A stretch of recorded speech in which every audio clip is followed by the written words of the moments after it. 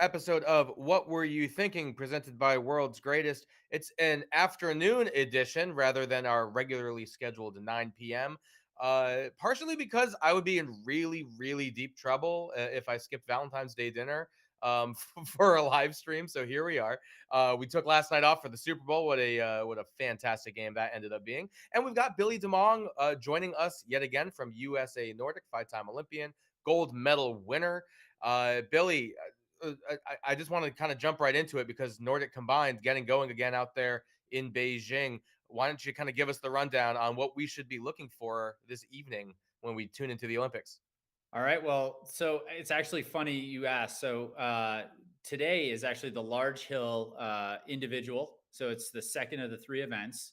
But I was thinking last night, I was like, why does everybody always get confused with what day I won the Olympics? It was the last event. But evidently they've switched it up the last couple times. So I fact checked that on Wikipedia, because my brain only remembers what it remembers. Um, so team event will be the last one. That'll be a couple days after this one. But by the time most of America wakes up in the morning, for those of us who don't stay up all night to watch it, they're going to be going. I don't even know who they've picked for the foursome. Obviously we've got some pretty solid athletes that we know are going to be in there with Ben Loomis, who was our top finisher in the first event. He's a member of the U.S. military in the world class athlete program. He and Jared Shoemate, who was our second finisher in the top 20 in the first event, led the team. And then there's three guys: Taylor Fletcher, our veteran, who's been on the podium at the World Championships. He's been, hey, what's going on, Jessica? Hey, can y'all hear me? Oh Oh yeah. yeah, loud and clear. Okay, What's up? cool. As you were. I'm sorry. So just to wrap up that, He's telling Taylor, you what you need to be watching tonight on TV. Actually, totally. so Very yeah. important. So Taylor Fletcher and youngster Stephen Schumann from Park City, and Mhm. also Jasper Good, who's another member of the U.S. military in the World Class Athlete Program, will be. They've been training against each other on the jump hill to try to decide who will be the best two, because we can only ski four of the five that are there. And there might be some thoughts from the coaches about, do we want to take the best four for tonight, or do we want to take, basically our best three and maybe save our next best one for the team event in a few days. So, I'm excited to kind of see that final lineup when they make it available. But what you got to know going in is that team already accomplished the best result we've had since 2010 in an individual event in Nordic Combined, with four in the top 25.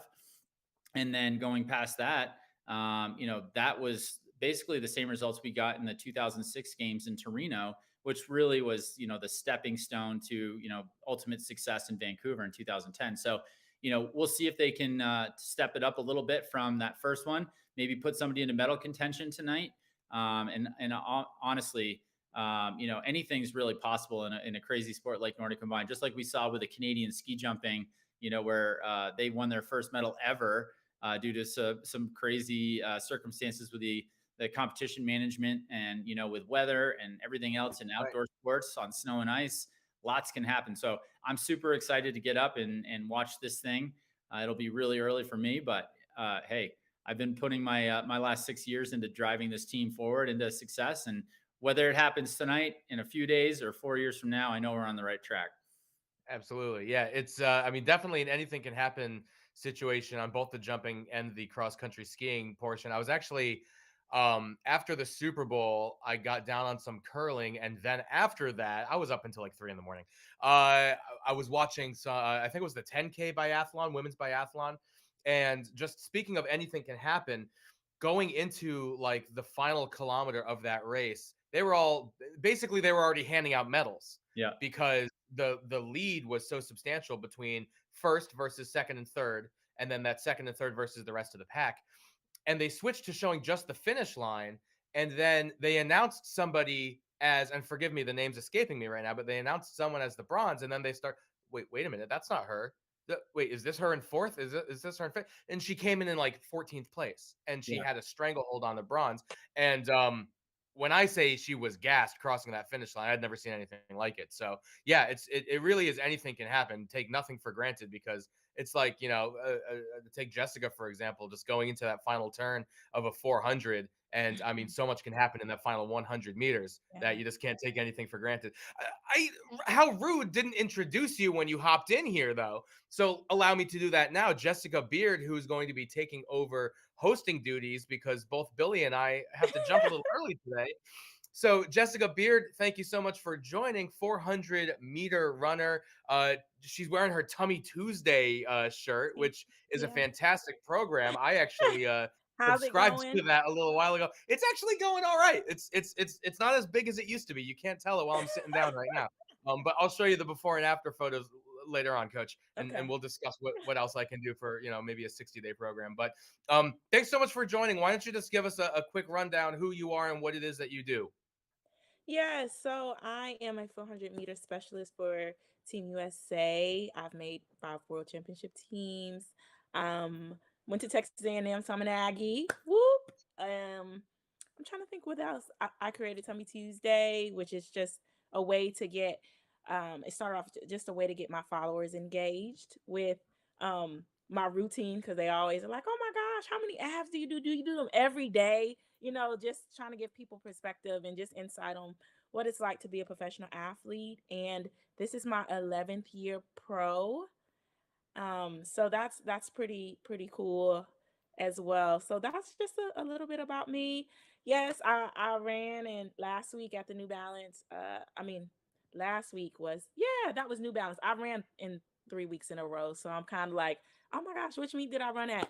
And I did get a season's best in first place, and I'm prepping for indoor USA's, which is in a couple of weeks. And Yeah. so, yeah, just that's who I am in part. From Euclid, Ohio. I have to put that out there. Go Panthers.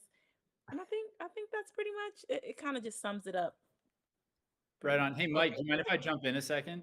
So Jessica, part of why this is so interesting to me is on the first time I jumped on a week and a half ago, they asked me like, what's your favorite sport in the Olympics? And I was just like, look, track and field. Like, bottom line, was never fast enough to really make it. I was like in a small rural school, so like they're like, well, you can run like a 420 mile, but everybody can run a 420 mile. You, you're a 2 minute 800 runner, everybody's a two minute 800 runner, and then like, so I did like stupid shit to like fill out the team.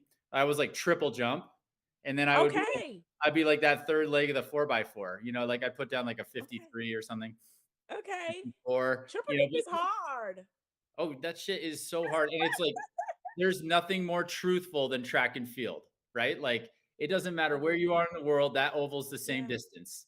It doesn't matter, Yeah. you know what I mean? That pit's the same distance from the line that you take off Yeah, from. for sure. That bar is the same height, like, For everyone. Yes.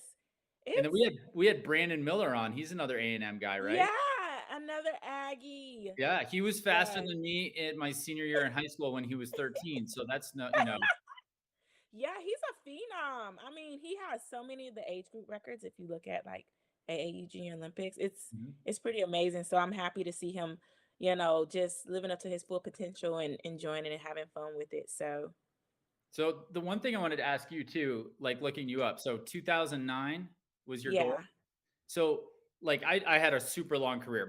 So believe it or not, yesterday I was skiing at Soldier Hollow, which was the Olympic venue here in 2002. And I'm like, all of a sudden I'm like, damn, it's 20 years since I raced here.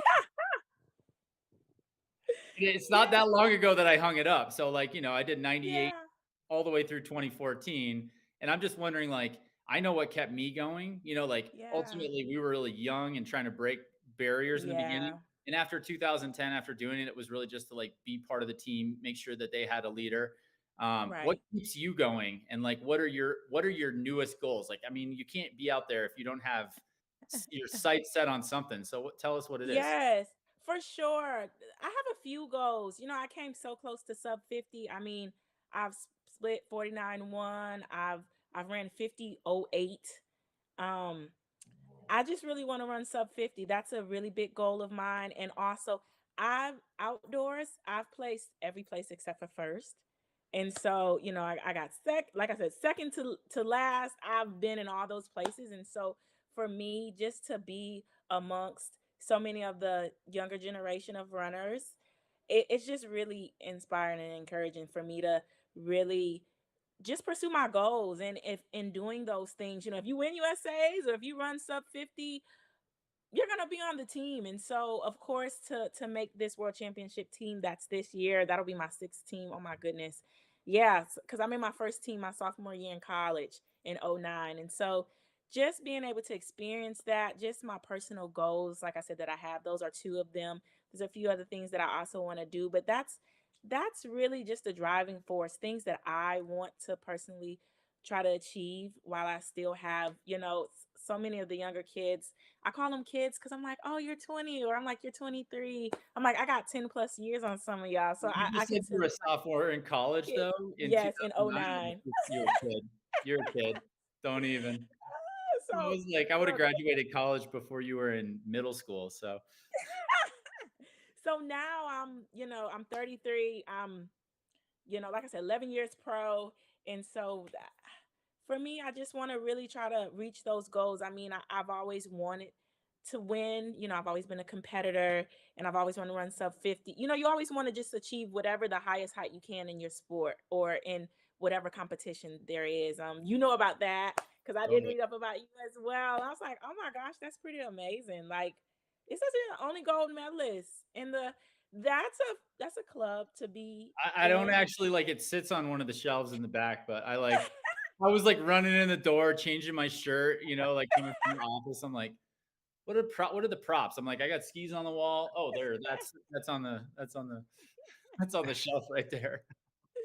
Yes, You I should just just be have wearing some it. I'd be gone. wearing it every Oh, dude, I every wore se- it the other every night for season. like this party with like all the kids in town. It was super cool. But I think that's like probably one of the few times I've worn it in 10 years. Like it's Yeah. like really doesn't it I don't know. Yeah. It's weird. The people actually like, where do you keep your medals? I think that's a big question. I was like, I'm like, Like in a they're like, stack on a shelf.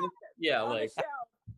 They're hanging up yeah. somewhere. I have a couple frames. I'm like, oh, they're in like a box, and they're like, not a box, but like a box that I actually keep like with me. Mhm. And they're like, those should be in a safe somewhere. I'm just like, I mean, should it? I don't I just know. wear them. Just wear them. If my neck could handle a chain, this would be around my neck every single day of my life. Are you kidding me? You You kidding? could make a helmet and just put that on top of it. Yeah, You could have like Bob the beer Builder can holders on the side, that on the top, and some straws coming in. You could And just run around. I dropped my hot sauce. I shout out Bars Low Podcast hot sauce. That was right next to it here. There you go. Yeah, there you Awesome. go. Well, You know, my work so is done so here. I Jeff gotta go, everybody. No, I'm just kidding. okay. So But Jeff before I do go, actually, yeah. and speaking of reaching heights, we do have a jumper on the show, and I want to bring Anna on before I get out of here, just to say hi. I just got to say hi. And If we I could think do it's that, worth that'd be noting awesome. that if you look at the screen, you'll see the top of a ski jumper heading That's over Mike and I with a stadium of lights in the background. So that's her just a few days ago in China. She's back here. I just saw her. She was taking a plyo ball out in front of our office on the helipad. What's up, Anna? To do some course. She's like, it's too nice Hi out. guys. there you go. See, she's gonna Hi. keep all of her accolades in a cardboard box up on the shelf as well. Anna, the money spot for these is that American flag out there in the weight room. I know I should have gone out there, but other people are working out in the gym, so There you I figured I'd stay in the storage room. Keep it quiet. So Awesome. Well, hey, welcome to the show. Welcome back home, of course. thank you. Yeah. Being Appreciate in it. Beijing, I gotta say, the winter uniform. I love that powder blue that you guys are Oh yeah, wearing. That looks great. fantastic. Look at Yeah, that. it's Nice nice. flag on the side, everything. Yeah. Yeah, not to take away from the summer uniform, but I was gifted one of the jackets, but I can't put it on because I'd stain it with that Oh with this With hot the hot sauce sauce. right here. But yeah. yeah, love the powder blue. So all right, real quick, tell us who you Yeah. are, what do you do, and then I kind of want to just dive right into your Beijing experience. Yeah, so my name's Anna Hoffmann. I'm 21 years old and I'm from Madison, Wisconsin, but currently located in Salt Lake City, Utah. I'm a women's ski jumper and I have been ski jumping since I was about 2 years old. So it's been a 19-year journey. And this was my first winter or first Olympic Games this winter. And I just got back a few days ago and I had a blast. What kind of a hill does a 2-year-old jump off of? I'm just curious.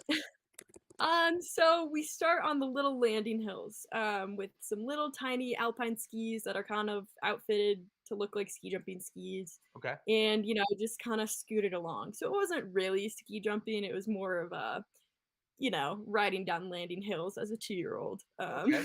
Okay. But yeah, When did you get back home?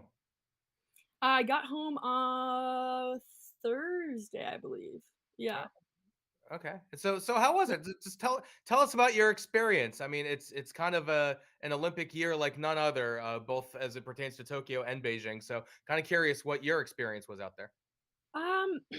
It was just a great time. Everything was really well planned out and everything was super organized, which Mhm. I was kind of surprised by considering a lot of other competitions we've had this year have been a little bit crazy and kind of logistically hard to handle. But this was planned out really well, and it's just such an interesting country to go to. I'd never been to Asia before, and so that was my first time. And all the people there were just so kind and so nice, and everyone was just so excited that they were able to pull off the games on time and have all the athletes come from all over. And so it was just a really joyful type of event. And so it was really just fun to be there. Awesome. I saw Shamier in the chat room. Just I need to jump. I have some other stuff to do. Unfortunately, middle of the afternoon doesn't work well with the stream. But just bring on Sham real quick. There's gonna be 5 people on for 2 seconds. I just want to say hi because Shamier is one of the most fun personalities who I've ever met in the sport of track and field. 400-meter hurdler, and I just want her on here real quick just to say hi, real briefly, and then I got to get out of here. Because I'll Hi, be in trouble on Valentine's Day. There she is. What's up, Sham? hi, everybody. Thanks so much Hi. for joining today. Sorry I can't stick around. Like I said, Valentine's Day gets in the way, and my wife, just like Jessica from Ohio, and you know how those Ohio girls can be. They're fierce. So A little I feisty. can't miss that. But I just wanted to say hi before I got out of here. So Anna, thank you so much for coming, and pleasure to meet you. And Yes, guys, nice take it to away. meet It's you. gonna be a great show. I'm gonna be watching. Mhm. And I'll see everybody else tomorrow at 9 p.m. our normal time.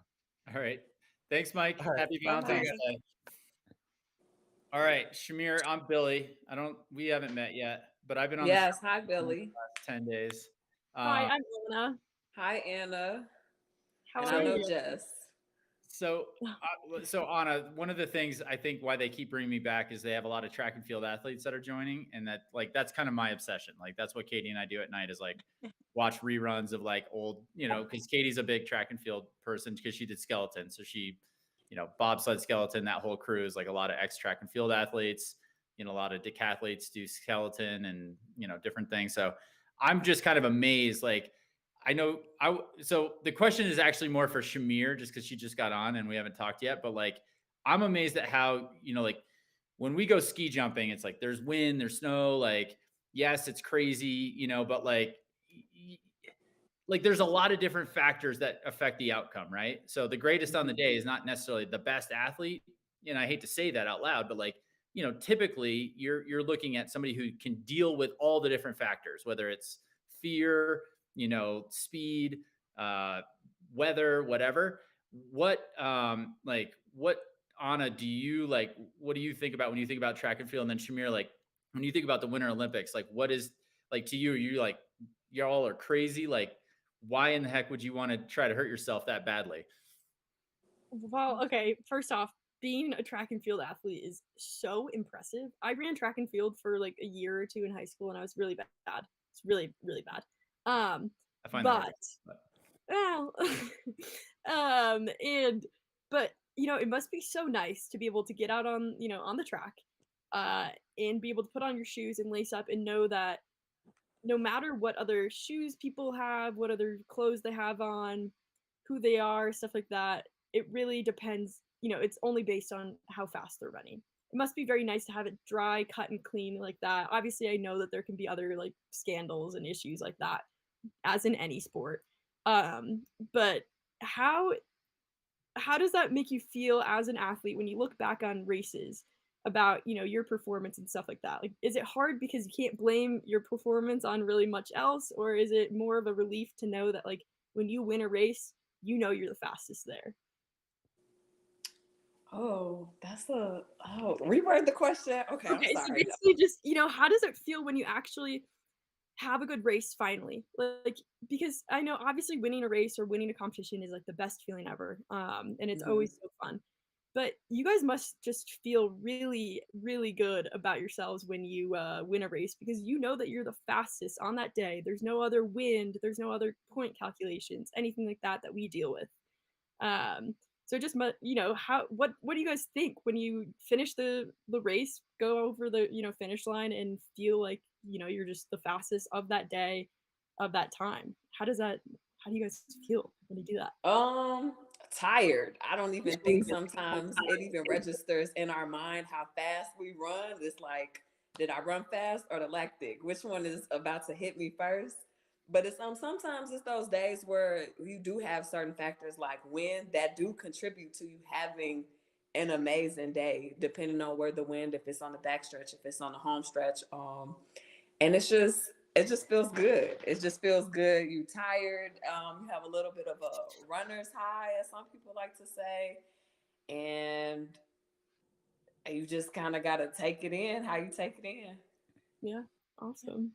And I just think it kind of depends. I think our sports are more alike than um, people might know or people might realize. I mean, there's so many like in our sport.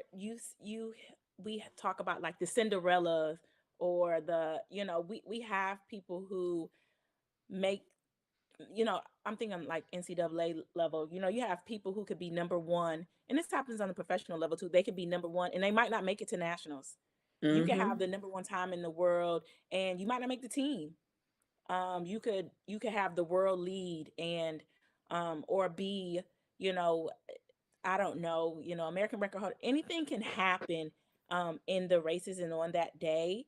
And I know in track, we really talk about showing up on that day because all those other things are, in a sense, a non factor. Like, it's great if you have the titles or the experience or you've run fast that year, but if you don't do it on that day, On that day, it's about who you're shows up on that day. yeah, and that's what it's really about in our sport. It is, you know, you hear about, and I think it's so beastie, I guess, when you see people able to either defend their title or to run a PB and then come back the next day and run a PB. I know, like in Shamier's and I event, we have 3 rounds, like 3 days in a row, so you don't Mm-hmm. get a break. So it's just like you're running a 400. She runs the 400 hurdles. Oh my god, which is my some It's 400 next hurdles. level. I mean, the It's kind of race like is Nordic easier. Combined. Just like you're just trying to do a lot. Their training is insane, like insane. I'm like, no, I just God bless and God keep, cause no, but it's really that way. The sport is really about. I want to say the sport is unapologetic in a sense, cause it's kind of like, well, there's Yeah, you nobody had the to. number one time, okay, It's but like, look, well, if we you're don't know not what top happened. three, I don't know Yeah, what to tell you. That's the thing. we It's don't. like it's total truth, right? Like Yeah, Mm-hmm. the clock doesn't lie. I mean, the camera, like you yeah, can see it. Like it is what it is. But yeah, at least I don't know. It's so crazy to me to think to like there's no way to like, oh well, if I just had a little better wind or if my skis were a yeah, little bit faster or if I just had a little bit better technique. Like, I mean, technique plays a role for sure in track and field, but yeah, you go around that oval in the fastest time ever or the yeah, fastest for the day, it's like that's it. yeah. Mm-hmm. So all right, I'm gonna have Bob pop something into the chat. Um Okay. and this is kind of where I was going with Shamier. So I find this stuff funny. It's like summer Olympics. Who can run the fastest? Who can swim the fastest? Who can do the best somersault? Winter Olympics. Who can make it to the bottom of this ice slide of death and survive? Who can do it without getting their hands sliced off by everyone else's feet blades? Can this guy do a 1080-degree flip without dying?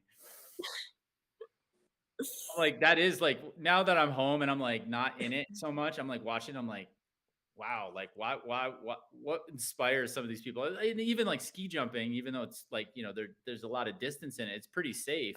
Some of this other stuff is crazy, but I mean, did either of you get a chance to watch Anna or any of the other ski jumping events so far? No, I I have. didn't. I think I saw a commercial and it was just showing like the how you go through the training. Like, okay, you go on the little slopes and then the slopes get, higher or lower or just more intense or something. I was like, okay, that makes sense. You kind of build into this big jump that's super insane. I'm like, how do you just land and keep your knees together? Yeah, well, and it's quite funny because, obviously we talk to a lot of other athletes when we're at the Olympics as, just being around people, and I'll catch myself sometimes being like, "You guys are crazy for doing your sport." And then they'll look at me and be like, "Are you kidding me? We're the crazy ones?" And I'm like, Yeah. "Yeah, our sport's not that crazy." Like, whatever, but, it's just one of those things where it's like a lot of winter sports are extreme sports, which I guess is kind of strange to think about. Whereas, Summer Olympics is so much more of having just endurance and like strength and like it's all like let's see who can be the best of everything like that versus ours, just like that tweet said, survival. But it doesn't really seem like that until you take a step back and look at it, obviously. Yeah. So How do you prepare? Oh, you're gonna go. I'm gonna go in a few minutes. I've just Oh, okay. I'm really fascinated though, like um just to try to like kind of cross pollinate a little bit, summer to winter, like discipline to discipline, like each one of you, like in a few words, like what motivates you to like keep going? Like every day, you got to get up, you got to train. I mean, like going to the Olympics, going to World Championships, like that's easy, right? Like kind of, it's stressful, Yeah. but it's like I want this. But like when you're 12 months out from the next one, like what's that thing that's just like, all right, yep, I'm gonna get it done today and again tomorrow, and maybe I can't think about tomorrow because I just got to get through today. But like, what's that thing that drives you? Let's start with You Jessica. go. Yeah. Oh, start with me. Yeah, we were already kind of there before these other two hopped in. Yeah. I would just say knowing that my goals are possible is just a driving force. I mean, like you said, because some days it's like, I don't want to eat this. I don't want to, have this type of nutritional intake. I want what I want. I'm like, I want Five Guys and a milkshake. And it's like, having words like discipline or having self control, those kind of things, just really. And, I am the person that's like, if one cookie stopped me from getting to where I need to go, I think I was in trouble anyway. But it's just really about knowing that my goals are possible, and the way that I get to them or that I can reach them is by doing the small things or the little things that are really important. So, yes, McChicken. That tweet's funny.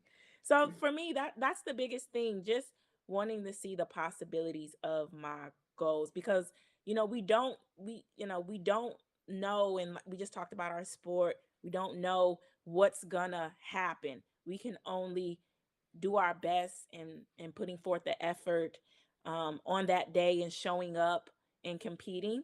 And so for me, just the possibility of my goals and those, that excites me.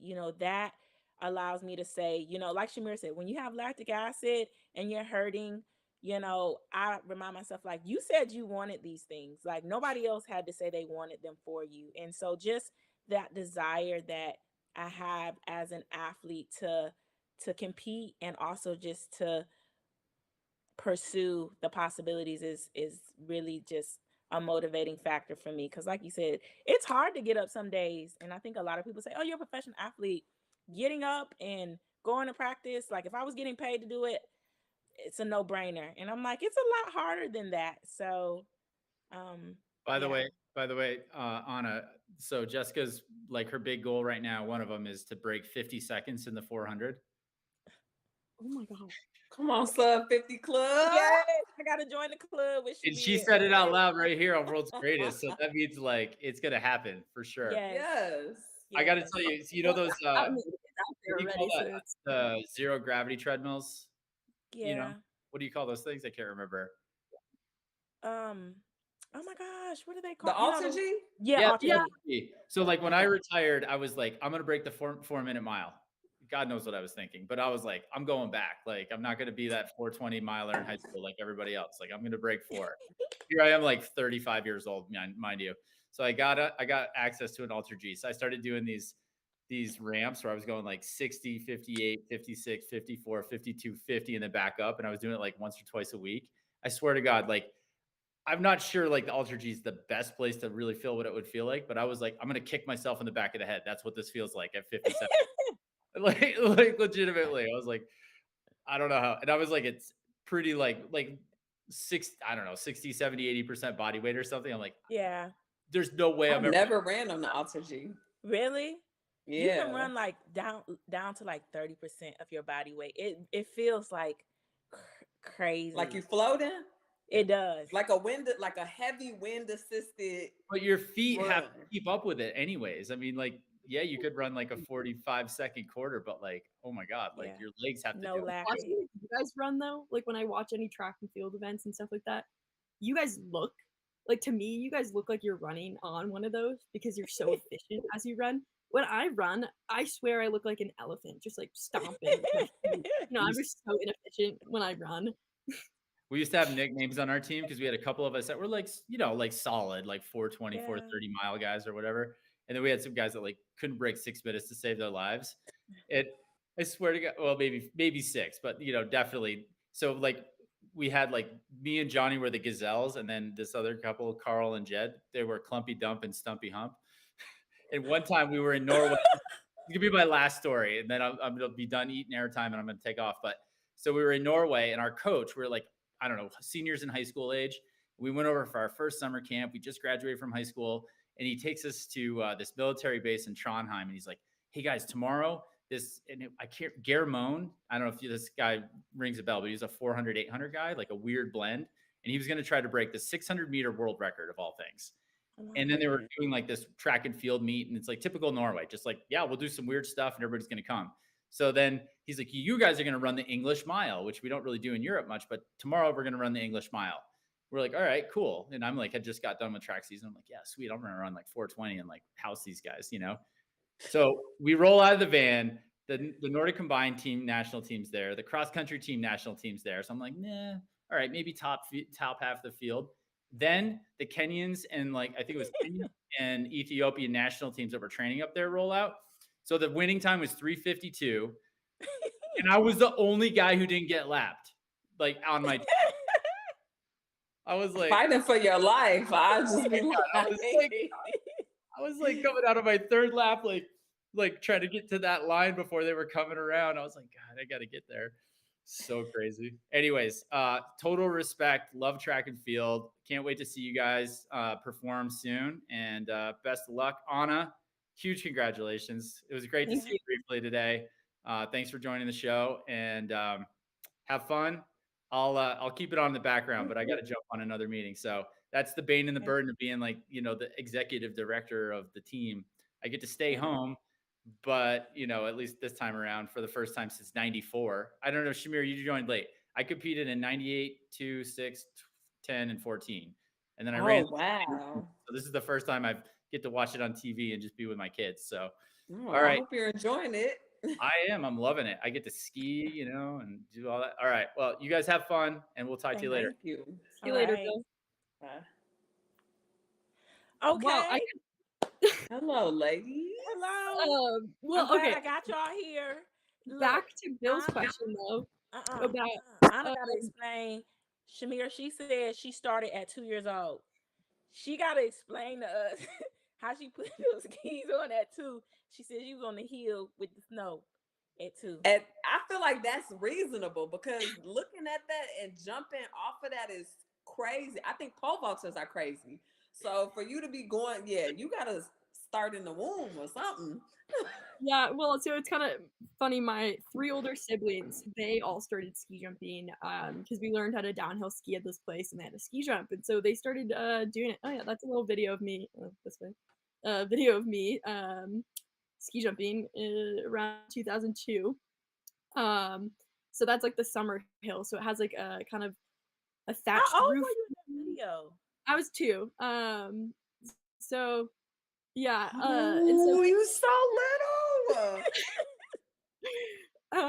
Yeah, and so my siblings were doing it, and my mom would, bring me along to every practice they had because, no babysitter. And I threw tantrums to my mom. I was a little brat, and my mom was so sick of it. She's like, because I would be like, Mom, let me go. Like, let me be like my siblings. Come on, please. Like, that's all I want. And so I'd just be yelling and screaming, like, let me go. And she was like, finally, after, probably listening to that for too long and me being annoying, she just was like, fine. If you want to do it, then do it. Don't just talk about doing it, do it. Oh, Um, serious. It and got so I serious. started. So started waddling around on skis and then started going down little hills like that. And yeah, that was the start. Oh my That's so God. cool. So, okay, so do you have a fear of heights, or is like it doesn't Not matter? really. I was actually just talking to one of my friends about this. Where there's this one really like hilly road in Salt Lake City, and he was like, "Hey, like, does your stomach drop when you drive down this road?" And I'm like, "No, like, haha, like whatever. Does Yeah. yours?" And he was like, "Oh yeah, like majorly." And I was like, "Oh." It kind of puts it into perspective sometimes when you're just like, you do things that most people would have a little bit of an adrenaline rush with and stuff like that, and it's I don't have that as much anymore. Mm, Obviously, I still get it for things yeah. like other things like cliff Yeah. jumping and stuff like that. Like I get a little bit excited for that. But yeah, you kind of get used to it. Oh my gosh. Oh my Oh, goodness. Utah has. Yeah, the element of surprise and heights and dropping, I can't do it. I cannot do it. Like, mm-mm. Yeah. But the thing is like I can't do like pain with exercising and stuff. Like Oh, you I would hate just track. no, I did. That's the thing. I did. In high school, I was like, why am I here? You know? And that's why I do a sport where I ride up a chairlift and then I just go down as fast as I can. And I just like that exciting part of it where it's like more of a scary thing instead of a painful thing. So kudos to you guys for that. Thank you. Yeah. Yeah, that's I Oh did my see you was God. racing, like skiing. What's the event? The black woman just won the medal in it. speed skating. Speed skating. I wonder how that feels. Like, is that most similar to track? Because it was 500 meters, and I saw she Well, I did it think in the like, lady that won the medal, she ran track before or something like that. And then mm, to skating, and she has only been on skis or on skates for 6 years. yeah, Is that Like, like that's absolutely, absurd? Is there like an actual age? Is there like an average age? Like, you know what? Most competitors at the Olympics or most competitors at the major level have been doing this for X amount of years. yeah. Most people on skis, no. yeah. Like, what's the likelihood that somebody might have not like you started at 2? What's the likelihood that somebody starts at like 10 or a Yeah, teenager? Like, what's a how late likely is it? age? We have one girl on our team. She started when she was 16, which is extremely late. I would say that that's probably the latest I've seen. I think there's one Austrian girl who started in her 20s. She used to be like a soccer player before that, and another girl that was a ski racer that switched over. And that's pretty rare, I would say. Hmm. A lot of times it's people get kind of like grandfathered into ski jumping a lot of times, whether or not it's because of where they live or if their like family does it and stuff like Mhm. that. So they usually start a little bit younger, Hmm. Mm. ski jumping at least. But I'm not sure with other sports like that. Yeah. Is there any other like thing that you do that gives you that feeling or that rush? Like how the background picture of you is? Like, is there anything where you're like, oh my gosh, this equates to this feeling? Like, or is this like a unique kind of Um, it's pretty unique, I would say. Um, I think sometimes I think when I was a kid, it kind of felt like when you're jumping off a swing and you really mm, hit the timing right, right at the top of the swing, and then you just hopped off, and it was like really fun. Oh, I you think went all that's the like way the through most with it. relatable. I think that's kind of like the most relatable way to describe yeah. the feeling of that, though, because you're going with momentum, you're feeling the rhythm of that, and you're really just letting your body fly and letting yourself be the you know the object, like the golf ball or something. If you're playing golf, you're the golf ball. And so I think that's the best way to describe it for kids, especially. It's like jumping off a swing and feeling like you're flying like that. I think is probably the best. But nothing really replicates like this feeling. And when you have a really good ski jump, it feels incredible. It almost makes you want to like tear up after, because it's just so fun and so incredible. But also you can have really bad jumps and they feel so crappy. I mean, I'm sure you understand too, with like bad races and just like when you're just off, stuff like that. And so it is kind of funny how you can just really click into it and have something like just an adrenaline chasing moment on the ski jump, and you just keep training and training because you know that you can get that feeling again. How often do you train? Like Shamier, I kind of know as a track athlete, but how many hours a day do you train, Shamier? So we can, would you say, Man, including like weight so room and I'll just say, okay, on a weight room day, because I do weights every other day. On a weight room day, weights is like an hour, and then training is maybe 2 to 3 hours. So 4 or 5 4 to 4 hours hours a a day day? is like stretching it max.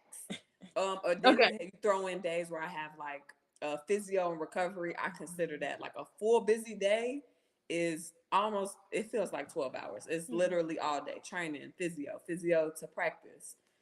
And then that's a full day. Yeah, so ours is actually really similar. So we ski jump like on the hill about 3 times a week usually, give or take. And a session like that is about 3 hours long. So you have an hour long to warm up and about 2 hours to jump, sometimes less, sometimes more. And so we spend that time on the hill, and then every day we'll have if we're jumping, we'll have another workout in the afternoon or in the morning. And that workout is usually 2 hours. And then every other day that we don't jump, we have 2 workouts, usually each 2 hours long. Whether it's weights, plyometrics, balance and coordination. Some days we just do mobility things with like hip mobility. Y'all walk But over yeah, hurdles. yeah. And so like, we spend 2 hours at the gym for each session usually. That's pretty normal for us. And so we train that much, and we train on Saturdays. We have Sundays off though. That's our one recovery day. Yes. Y'all take ice baths?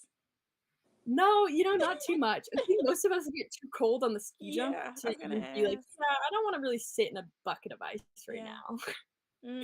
That's But we use a funny. lot of like the blood flow like Okay. boots, like Yeah, the like Normatec or something. Theragun boots that they have Yeah. and stuff like that. We use like that type of stuff, and a lot of recovery things like that to make sure we're not sore on the ski jump, because it's hard Yeah. to get really explosive off the end if you're a little bit sore.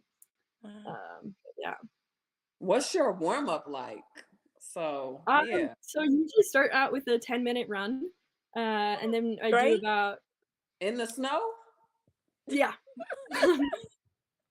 just a little 10-minute jog, to get some stuff moving, get just some blood moving, because you're to actually warm up, like because you're usually Yeah. cold when you get to the hill, and then we do about 10 to 20 minutes of dynamic stretching. Okay. And then about 10 to 20 minutes of static stretching. And then within that static stretching, we also do some activation with bands and stuff to activate our hips and glutes and ankles and all that stuff. And then we'll do some imitation jumps where our coach will actually catch us in the air to imitate a ski jump. And Y'all don't then have skis on though, huh? Or y'all no, do? yeah, just Okay. bare feet with your shoes on, whatever. Just imitating that jump, and then we'll head up on the hill. And then for all my other workouts, we try to do the same warm up for most of the workouts, just to keep it consistent, so that you're warming up the same muscles, so that you're working out those muscles like correctly too. So I'll do that like kind of most of our warm ups for other workouts will take 30 minutes or more. So yeah, so it's a lot of warming up. Yeah. A lot of stretching. I'm not A mad lot at of the stretch. stretching. Yeah, and then we stretch, just at night as well too. So I guess that's kind of added into the workouts, but we do stretch before bed most times, or in the morning before we actually go to training as well, to keep everything mobile and moving, which is a little bit strange for other sports. Yeah. But yeah, That's Like, how much mileage do you guys get a week, or do you guys not do much of that? I guess you guys are really short distance compared to.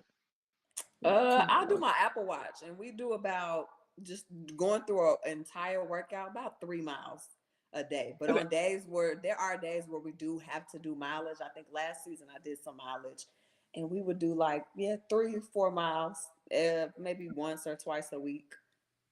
But Okay. if do the whole process from warm up to cool down, about just 3 miles worth of running of activity, walking, that's including the rest and all of that.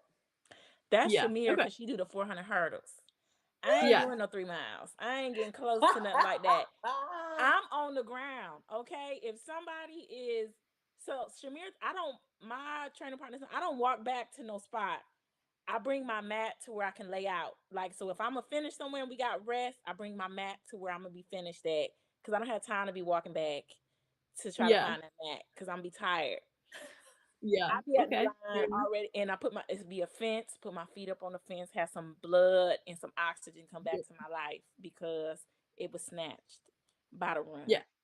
So, I want to say mine might be closer to like maybe in the off season training, I get to like 2 to 3 miles, maybe maybe a day, maybe 2, closer to 2. But yeah, if I get to a mile and a half, like that's all right. Shamier do the 400 hurdles, and she's not really being honest about what they have to do And I at can't sit 400 hurdlers, still. because they do a lot. I never forget, I was at UCLA. I was at some track in California, and Lashinda Demas had like 8 times 400 hurdles or something I hear crazy. about Lashinda's workouts. Oh my goodness. Crazy. So 8 over her. Something just that I just am not.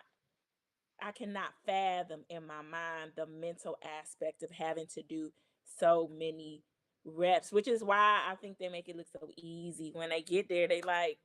I mean, what's one time when I Yeah, I just ran across the world, and I'm here. You only giving me 400 meters? It's nothing. Oh And my that's God. kind of how I look at it. I'm like, if I could do all these miles, the 400 is nothing.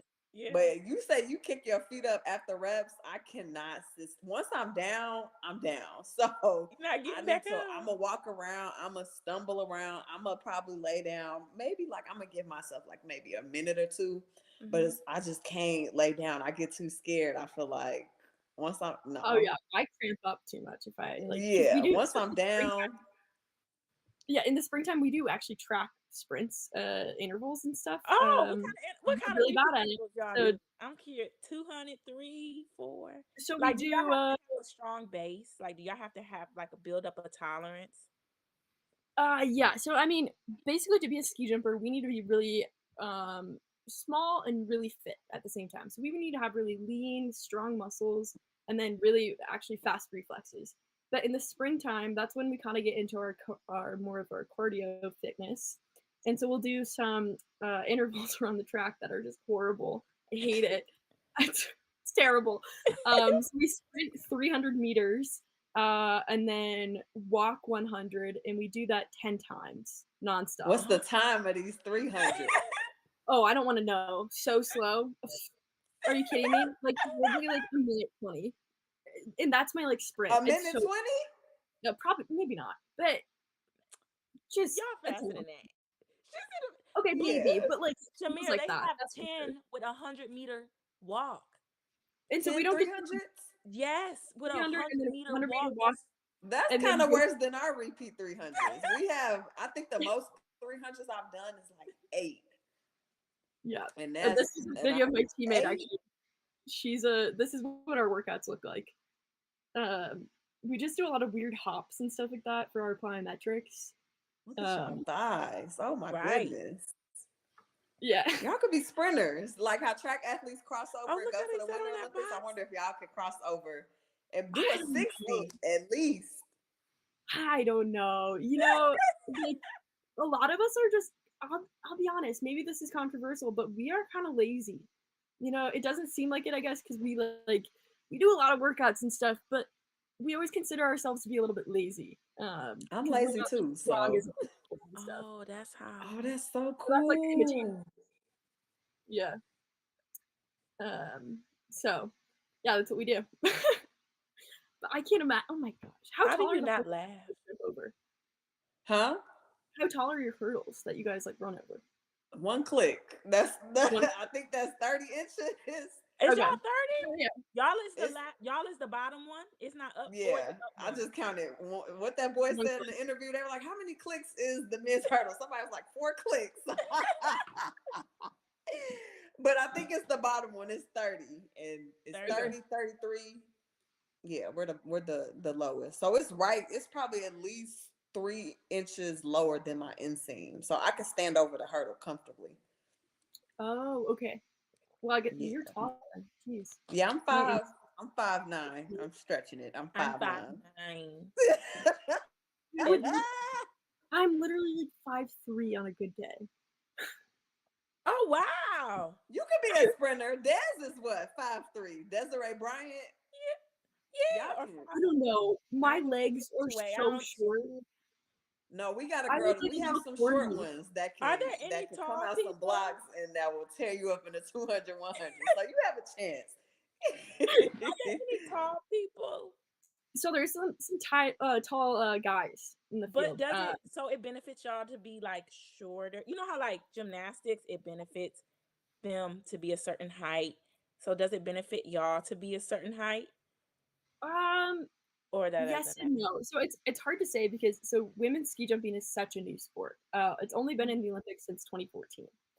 And so we haven't gotten an ideal body shape yet or Mhm. proportions because we haven't actually been a high level sport for that long. Mhm. And that takes time to figure out what type Yeah. of body type works best for a sport. Yeah. And I think most it's about height to weight ratio and height to power Okay. and weight to power Yeah, ratio. so how you can use it for your Yeah, advantage. because it doesn't matter, you could be the skinniest little person on Yeah. the hill, but if you can't push off the takeoff, then you're Yeah. not going to go very far. Mhm. And so it's more about the ratios between your power and weight stuff. But there's some guys in the field that are easily 6'4" Oh and just wow. really thin and really powerful. And you look at them and their muscles like are just popping in their bodies just because they have such low body fat percentages but Yeah. such strong muscles. So we're kind of a weird looking bunch. You can definitely spot us out compared to like other Olympians. We're kind of weird looking. But I think that's good though that there's no type, to Yeah. that, it's just like you said, it's about being able to use power and how you were made to be great. So Yeah, Yeah, you don't have yeah, those issues like the body issues that certain track athletes deal with. You feel like you have to look a certain yeah, way to be in a certain event. So yeah, that takes the pressure off. yeah, yeah. It's kind of weird in that way, but then there are issues, because obviously with physics, if you're lighter, you're going to be able to fly a little bit further. yeah, Mhm. And so there's issues with that, obviously, and yeah. it's tough in that way. But at least, there's one of the best girls in the world right now. She's probably 5'7". Okay, But then another one of the best girls in the world, she's probably 5 foot. okay, So there's quite a range. It just really yeah, depends on how you're using your body to do the things that yeah, you need it to do and get down the hill. yeah. That's Um, that's important. yeah, Representation. When you see somebody who I know for me, I was like, man, I saw so many different athletes who did my event. I'm like, I don't look like any of them. And I don't know if I'm gonna get to looking like any of them either. And then I saw some people, I was like, somebody like me. Got a little yeah, Much shy, and that's all right. yeah. So yeah.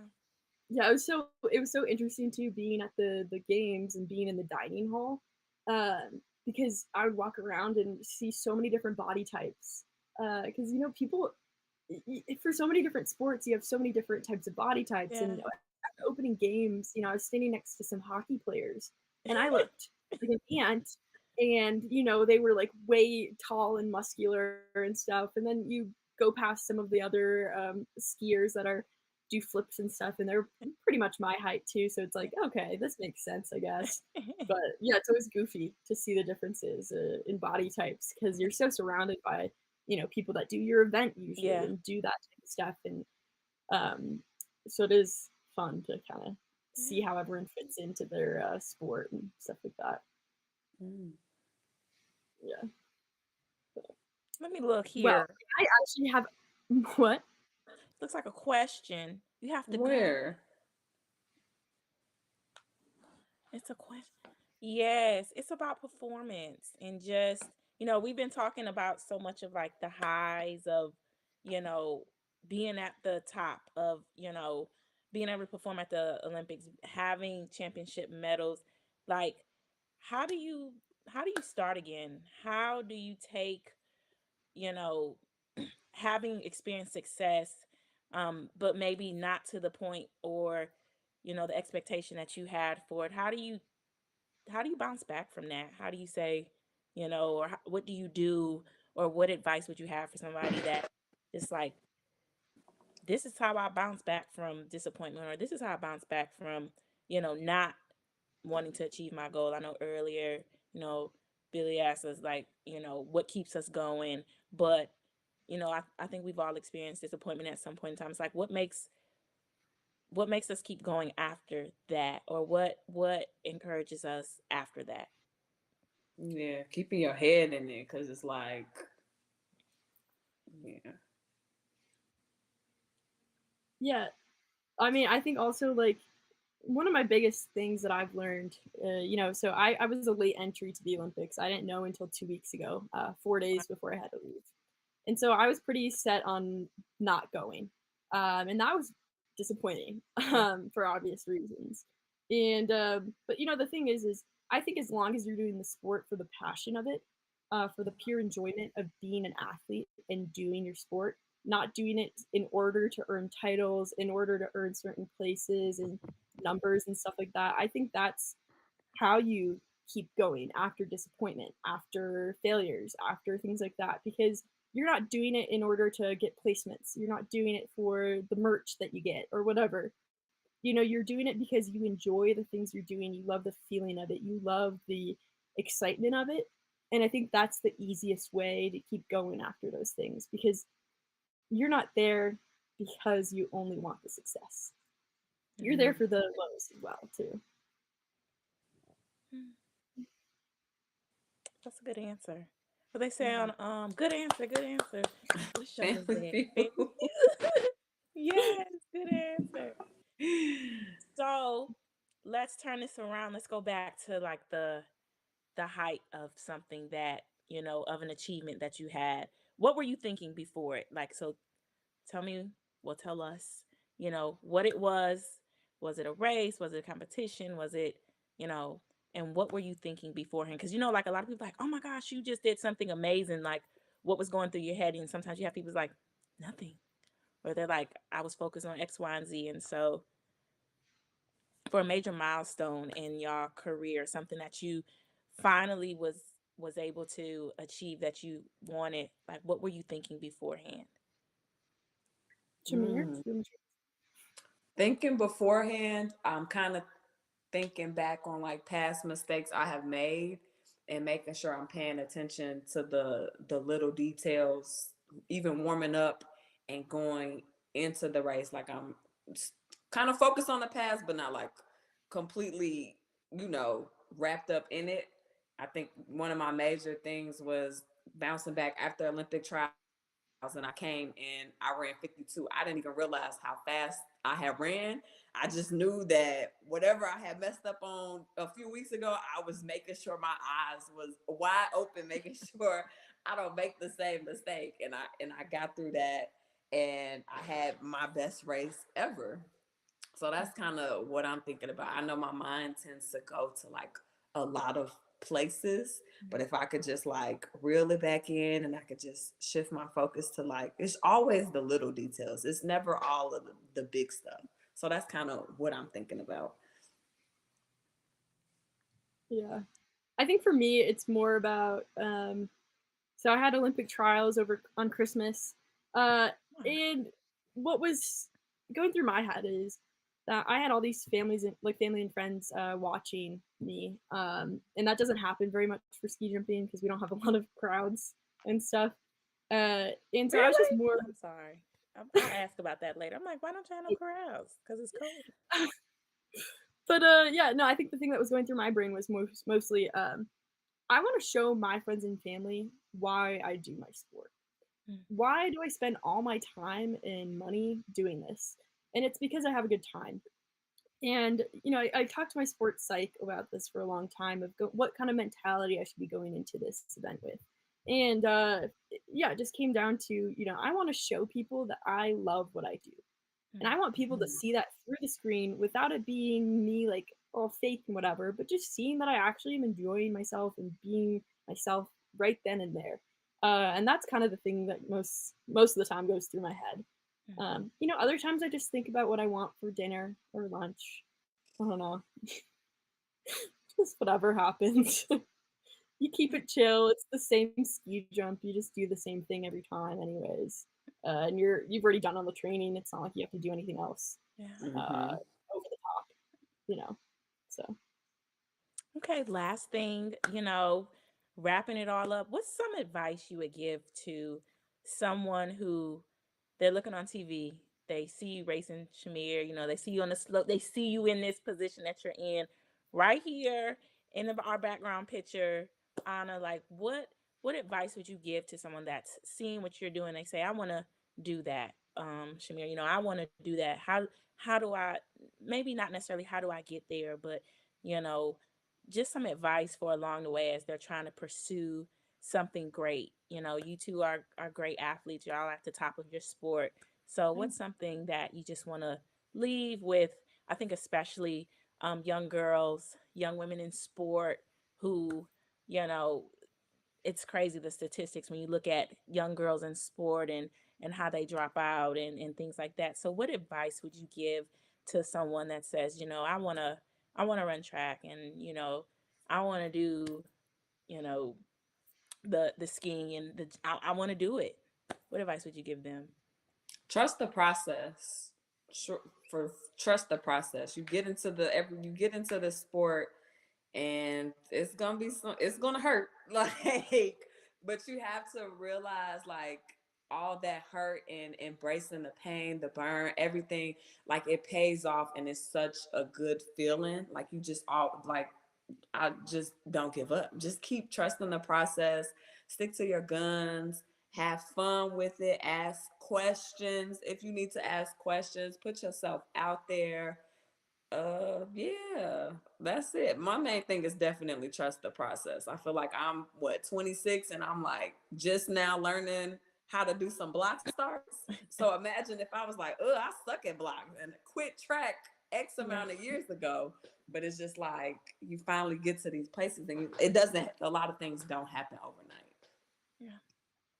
I would completely agree. I'd say trust the process, but also enjoy the process. Yes. There's a lot of mistakes that you're going to make. There's a lot of things you're going to learn and be humbled about. I couldn't even jump over hurdles or boxes 2 years ago. I was so bad at stuff like that, and my coordination was terrible. People used to always be like, "Oh, Anna's going over the hurdles. Let's not look," like type And of look thing. at you now. Yeah, and I didn't have a full-time coach until I was 18. So this is only my third year with a full-time coach. But do it because you want to do it. And if people question you, I'm questioned as a female in my sport all the time, which I'm sure you guys are as well. We don't have the same rights and opportunities as men in my event.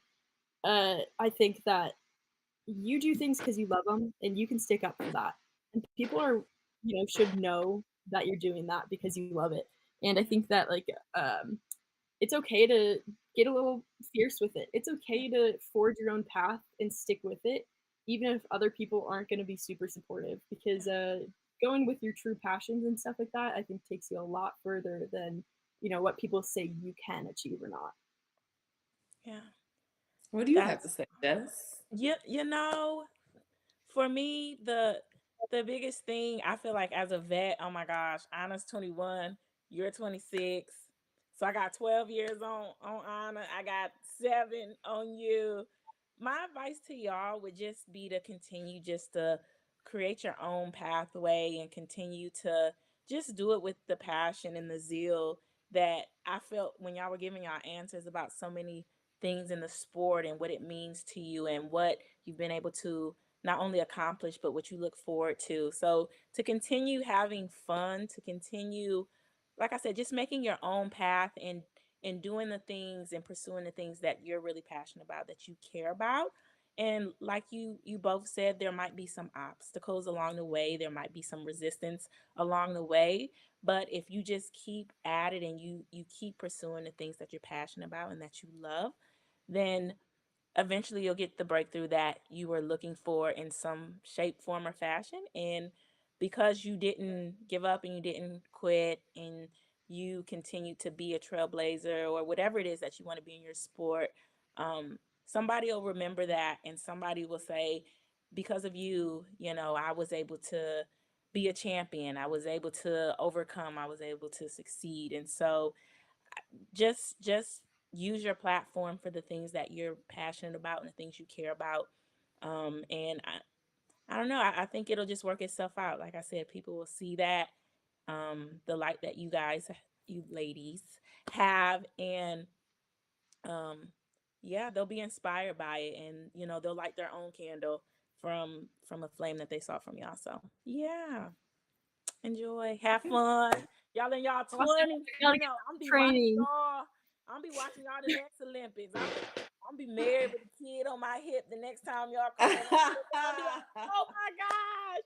I'll be like, I did an interview with them, baby. You don't know, and my baby's gonna be able to see y'all and they're gonna be like, oh, I want to do the Winter Olympics. I want to do the summer. I'll be like, you can do both. Don't worry about it. So yes. Thank you, ladies. All right, so thanks, much. guys. Thank Appreciate you it. guys. Yes. Bye. Bye. Good luck. How do I- Yes.